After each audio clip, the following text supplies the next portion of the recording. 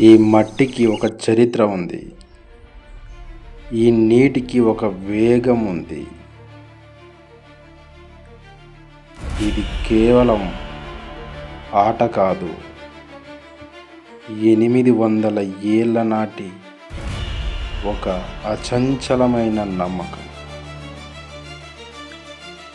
గాలిని చీల్చుకుంటూ, నీటిని ఎదిరిస్తూ అడుగులు పడితే అది శ్వేతవర్ణపు వేగం.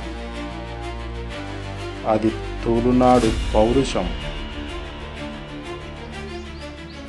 మనిషికి మృగానికి మధ్య జరిగే ఒక మహాయుద్ధం.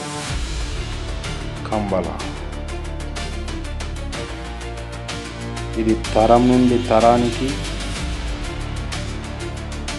అందిన వారసత్వం.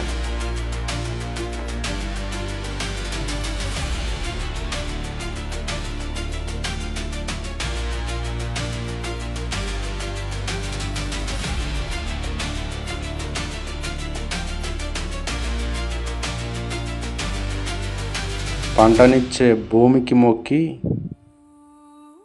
ప్రాణమిచ్చే పశువులను దైవంగా భావించి తమ సంస్కృతిని గుండెల్లో నింపుకున్న రైతన్నల ఆరాధన ఇది. నెగలు, హగ్గ, కనేహలగే పేర్లు ఏవైనా లక్ష్యం ఒకటే. గాలిని చీల్చుకుంటూ నీటిని ఆకాశానికి ఎగసిపడేలా చేసే ఆ వేగమే కంబల.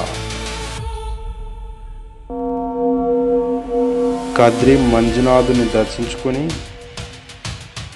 పోటీకి సిద్ధమైన జాకీలు.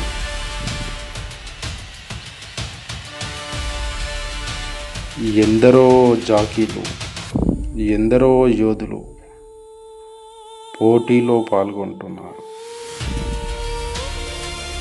ప్రపంచంలోనే అతివేగంగా పరిగెత్తే జాకీలు ఈ కంబల సొంతం.